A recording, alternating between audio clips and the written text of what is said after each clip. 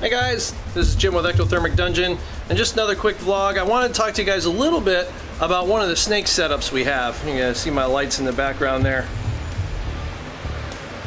Now, one of the first videos we did, I had mentioned this rack over here that well, there's kind of two there. We've got them screwed together for stability, but these were built separately, and they're made of melamine. There's a lot of bad vibes about melamine. It's too heavy, it falls apart, and those are both true comments. For me, at least initially, wasn't worried about the weight. Obviously, if I had a ton of these upstairs and it wasn't on a load-bearing wall, that could be a problem, with weight. And if you have to move the stuff a lot, definitely an issue. I don't move them a lot or at all. They're going to stay there. So weight, although they are heavy, was not an issue for me initially getting going because of how inexpensive they were to build. We built them, they worked great for the first month, and then the melamine starts absorbing moisture. And now what I'll do is I'll show you what I was talking about. So even just looking on the front here, you can see some of this discoloration here. That's not even moisture from the bin. That's moisture from the air that it's absorbing. This side is not so bad, but this is also a newer rack, not nearly as old as this one. And so what happens is you build these to be a fairly tight tolerance, so it'll hold moisture, so snakes can't get out, rodents can't get out, etc., etc.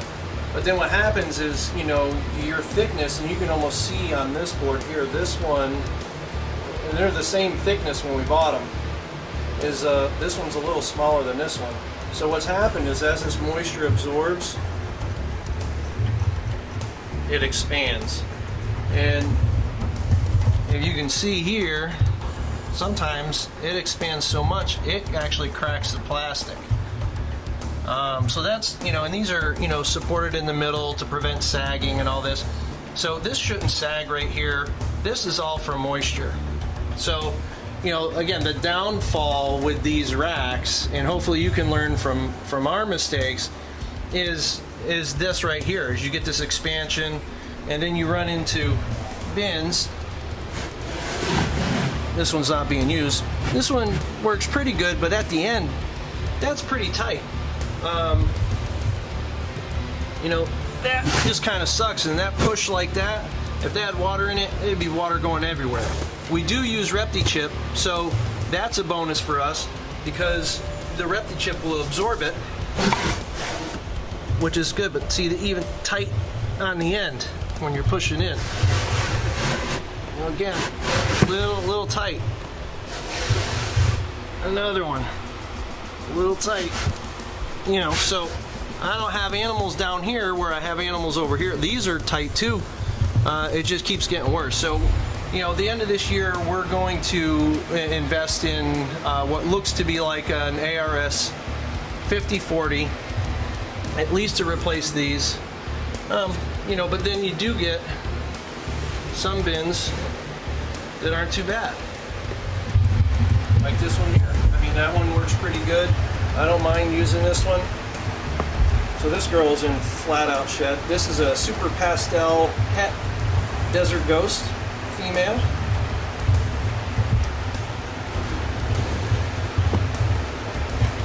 And I don't think she'll be to weight this year.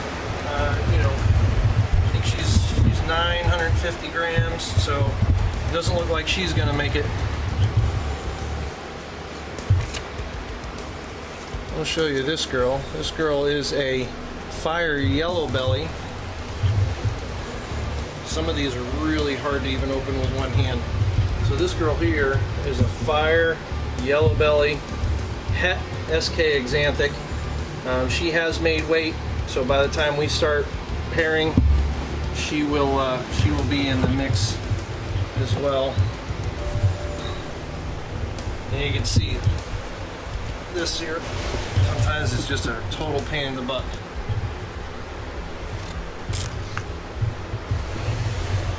This one's not so bad. This is a double het albino pied girl that that produced our albino pieds this year.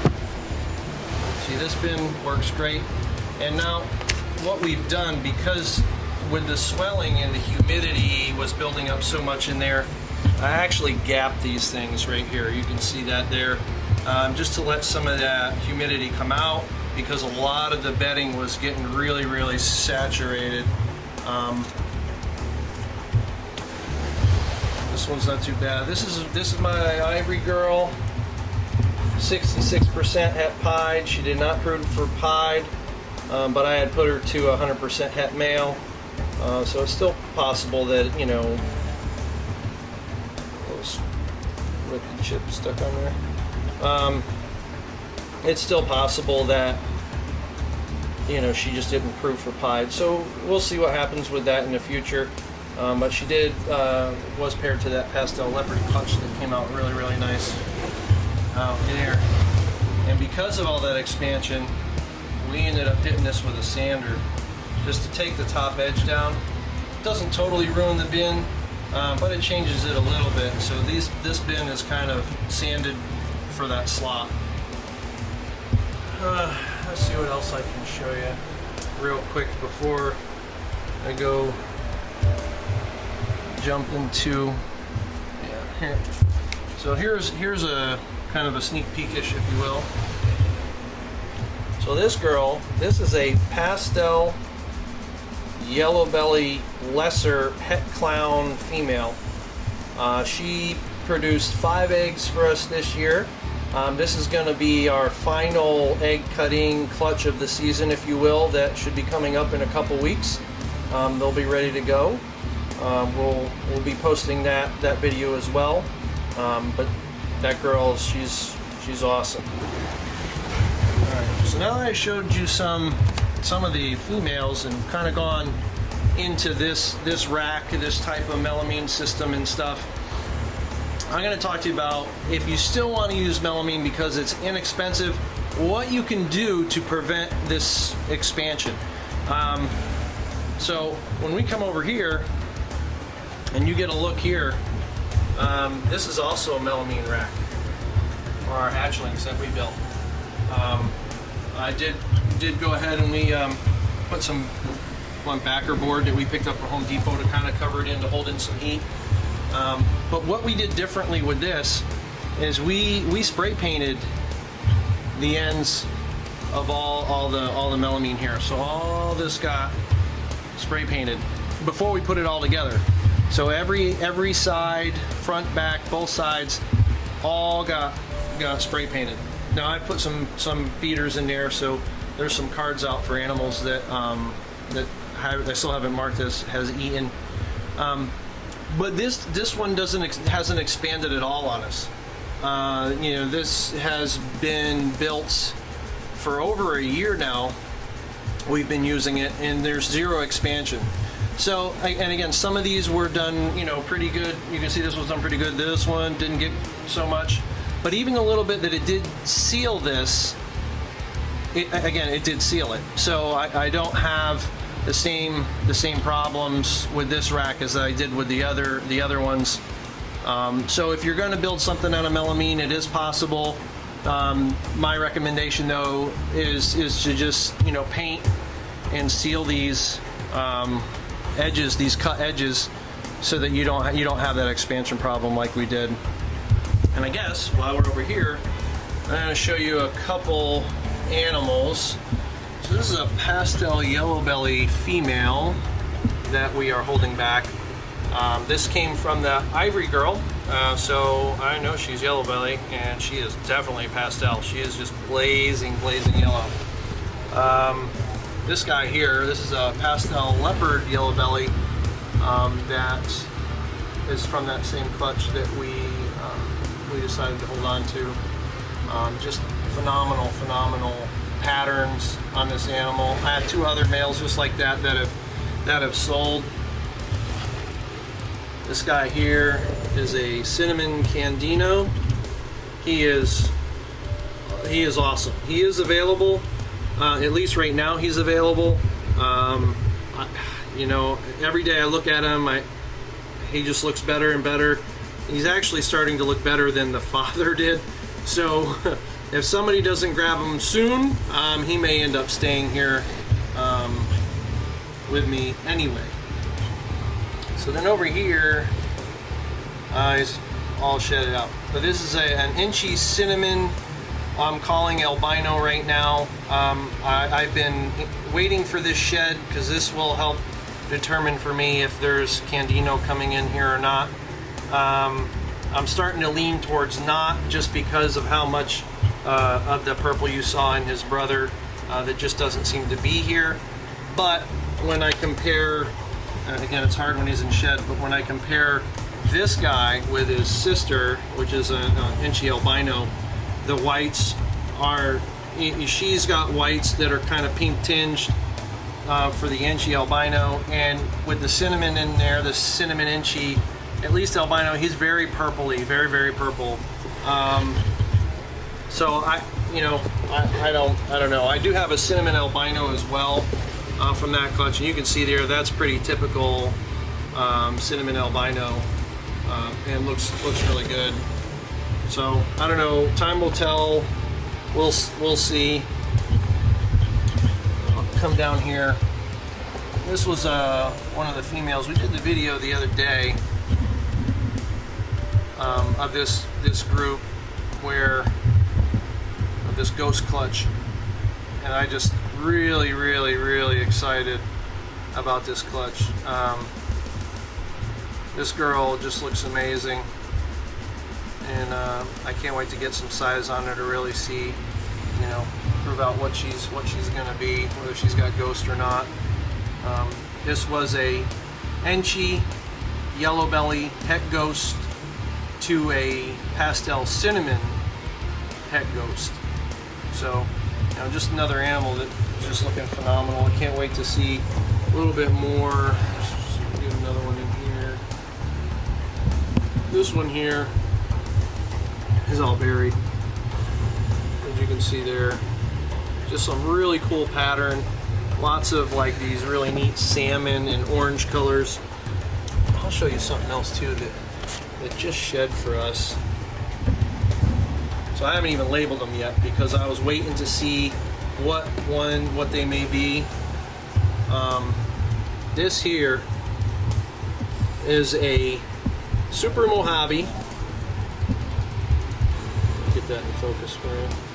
This is a Super Mojave, and it just shed. This is its first shed. So I'll take that out of there. But this is a jigsaw to jigsaw pairing. So this is a female. It is obviously Super Mojave, but what you can't see on camera is there are some striping. Now we did blacklight it, and we were able to see some striping on there. So I believe this is a Super Mojave pin, possible super pin. So you know, I won't be able to tell that until it actually breeds. And there's her sister. So her sister is another Super Mojave, and this one does not have any of the striping when you look at her. And she's in shed. She's getting ready to shed out, which will be her first shed. But when they're side by side, the other one, let me not even paying attention to what I'm doing. So when they're side by side, you know, this girl over here, her head color is lighter than this one here, even when they're both in the same skin, so to speak. You know, this one's in shed now, so she's going to be a little duller, a little dirtier, or whatever you want to call it. But this one is definitely lighter, and it makes me wonder if that's because the pinstripe that's in there. No, I think that's it for now. This is going to be quite the video. We've done about 15 minutes there, 14, 15 minutes. I've got a handful of of garbage pulling that shed. So I'm probably going to cut out here. So just a little recap. Again, the melamine will work for you. There are some issues with it.